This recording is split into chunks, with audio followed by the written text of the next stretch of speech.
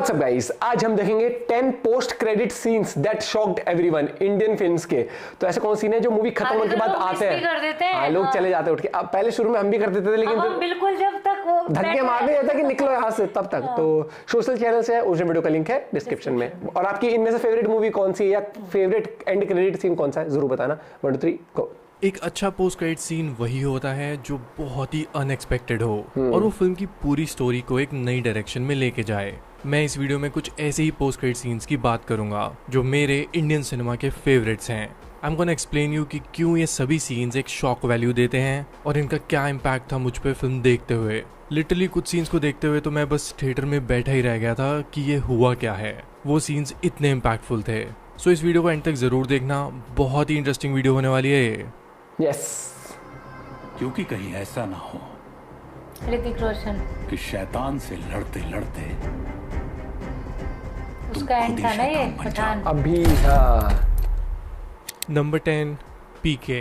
Post credit scene तो नहीं है, it's more like a seen that comes after the ending of the film. उस time पे actually क्या होता था कि पोस्ट क्रेडिट सीन्स का ट्रेंड ही नहीं था। मेकर्स ऐसे सीन को क्रेडिट्स के बाद दिखाने का रिस्क नहीं ले सकते थे, बट फिर भी मैं इस सीन को एक पोस्ट क्रेडिट सीन की तरह मानता हूँ। सो ये सीन है क्या बेसिकली, पीके के एंड में रिवील होता है कि एक और एलियन धरती पे आया है और उसका कैरेक्टर रणबीर कपूर प्ले करने वाले हैं। आमिर और रणबीर को एक साथ देखना एक बहुत ही यूनिक साइट थी। वैसे मुझे तो नहीं लगता कि पीके का कभी सीक्वल भी आएगा, बिकॉज अब ये फिल्म बहुत कंट्रोवर्शियल बन चुकी है। बट रणबीर की अपीयरेंस एंड में बहुत ही अनएक्सपेक्टेड थी।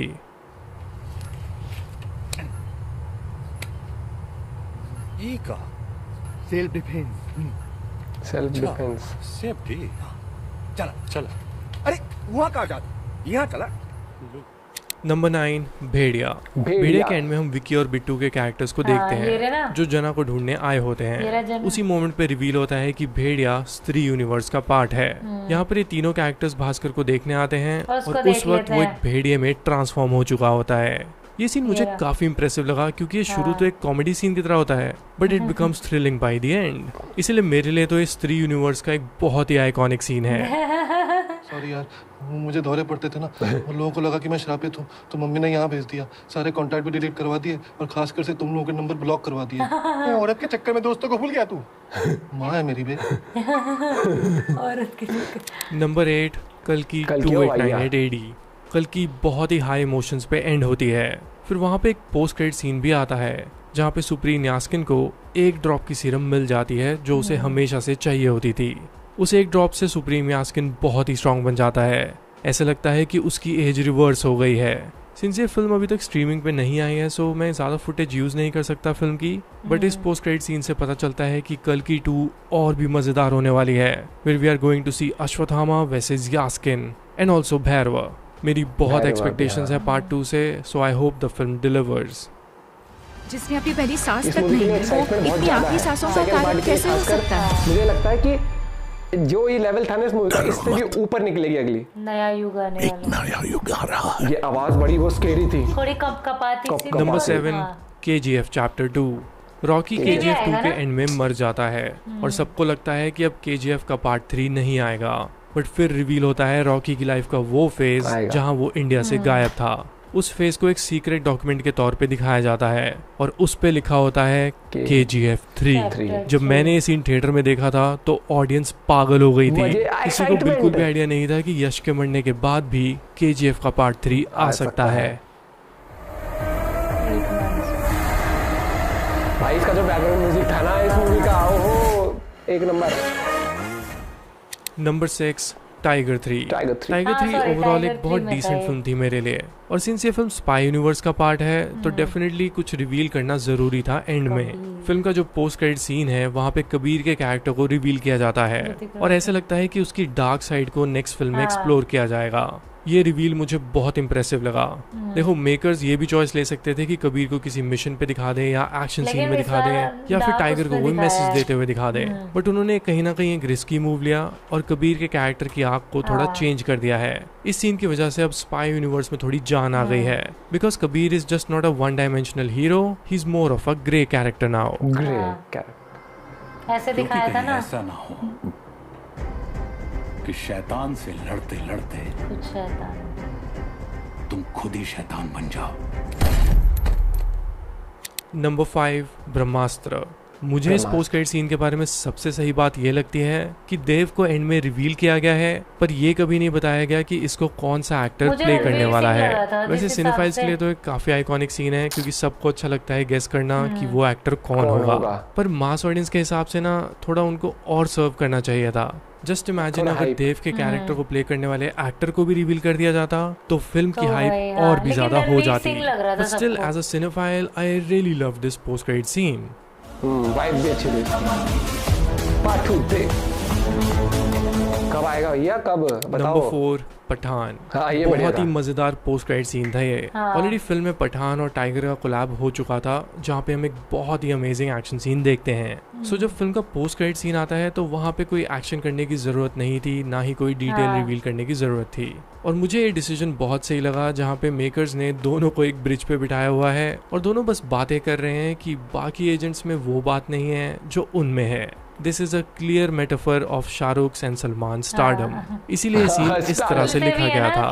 इन दोनों ने जो स्टारडम देखा है वैसा स्टारडम अभी तक किसी और ने नहीं देखा ये है। तो है भाई, हमें करना पड़ेगा भाई, बच्चों पे नहीं छोड़ सकते। देश का सवाल है, बच्चों पे नहीं छोड़ सकते। लेकिन टाइगर 3 नहीं चल पाई ना इतनी खास। Let's go. Number 3 Vikram. Vikram एक बहुत ही हाई नोट पे खत्म होती है एंड एज ऑडियंस आप उस एंडिंग से बहुत सेटिस्फाई हो जाते हो। बट इसके बाद आता है एक पोस्ट क्रेडिट सीन जहाँ रोलेक्स को रिवील किया जाता है। Surya look bad S in this character और हमें इस सीन में यही दिखाया जाता है कि वो कितना रूथलेस है, वो कितना पागल है। इसके अलावा मुझे सबसे इम्प्रेसिव बात ये लगी कि रोलेक्स को रिवील करने के बाद हम वहाँ पे विक्रम को भी देखते हैं। दैट एक्सप्लेन्स कि विक्रम आज भी इनसे 2 स्टेप आगे सोच रहा है and he has already started preparing to fight Rolex. बहुत ही अमेजिंग पोस्ट क्रेडिट सीन था ये। मुझे तो आज भी गूज़बम्स आते हैं सीन को देख के। बहुत ज्यादा। उससे पहले there's a bounty। जो भी उसका सर लेके आएगा उसका लाइसेंस से मिटेगा।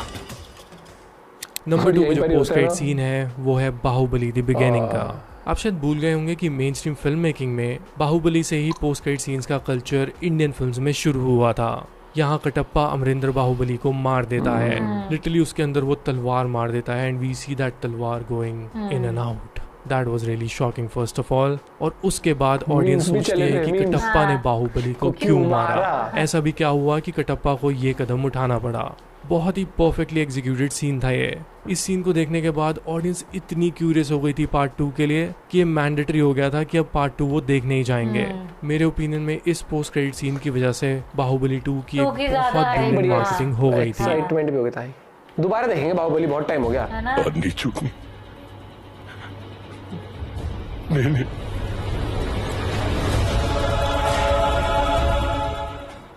नंबर 1 पे जो पोस्ट क्रेडिट सीन है वो है एनिमल का। रणविजय फिल्म के लास्ट सीन में रो रहा होता है एंड वी थिंक कि फिल्म यहाँ ही खत्म हो जाएगी and then comes this shot जहाँ हम एक कैरेक्टर को बुचर नाइफ्स के साथ देखते हैं।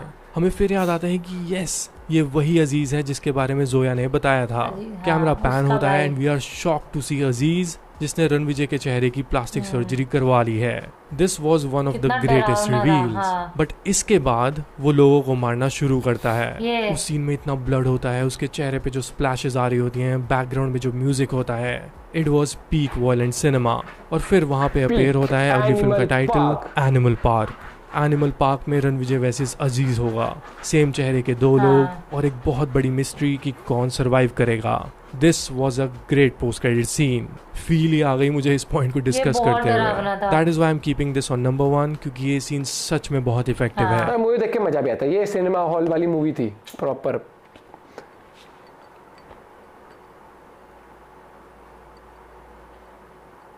यस। ऑलराइट देन वीडियो खत्म करते हैं। ये तो थे वो पोस्ट क्रेडिट सीन्स जो मेरे फेवरेट हैं। आप भी मुझे कमेंट्स में जरूर बताना कि आपके टॉप 3 पोस्ट क्रेडिट सीन्स कौन से हैं जिसने आपको पूरी तरह से शॉक कर दिया था। मैं सभी के कमेंट्स पढ़ता हूँ, so do drop your comments. इसके अलावा few connect with my opinion. बता तू आज पहले तेरे से पूछता। मेरे से पूछो तो एक एनिमल का और एक जो था कि शॉकिंग था जब बाहुबली का आया था तब। वो तो हाँ, क्योंकि भाई लोगों ने ऐसे वेट करा है कि कल रिलीज हो जाए, कल बस ये release हो वाली कि जाए। मारा क्यों, क्योंकि उसने एकदम ऐसे मिस्ट्री वाले उसमें छोड़ दिया था ना, एक क्वेश्चन और अगर मैं बताऊं जो सबसे खतरनाक मैं कहूंगा अगर, तो मैं कहूंगा रोलेक्स वाला। वो बहुत तो भाई साहब वो तो बहुत ही गजब था, जैसे वो दिखाया था ना, जब वो रोलेक्स सीन, आप देखोगे यूट्यूब पे रिएक्शन देखोगे रोलेक्स एंट्री पे, ओ भाई साहब उसके ऊपर इतने व्यूज आते हैं लोगों के, क्योंकि वो एक अलग है। वो सूर्या की भाई साहब वो जो प्रेजेंस है ना, वो माइंड ब्लोइंग है, नो डाउट। रणवीर का भी बहुत गजब है ये वाला। तो एक्साइटेड थे हम इस मूवी की लाइन में निकले, तभी हम बहुत टाइम बाद सिनेमा हॉल गए थे मूवी देखने। हमने केजी अभी हाल ही में हमने सिर्फ KGF 2, एनिमल हो गई, सलार हो गई और कल की, यही मूवीज हमने सिनेमा हॉल में देखी है लॉकडाउन के बाद। ये और कोई देखी है? एनिमल सलार कल की नहीं, ये देखी एनिमल सलार कल की, KGF 2 यही तो देखिए, वही मैं बता रहा हूँ। तो हम भी काफी चूजी हो चुके हैं, तो सिनेमा हॉल भाई देखने जाएंगे, स्त्री 2 देखने जाएंगे, उसका ब्लॉग आएगा दीपक लाइव चैनल पे। मिलते हैं आपसे वीडियो के साथ, बाय बाय, टेक केयर।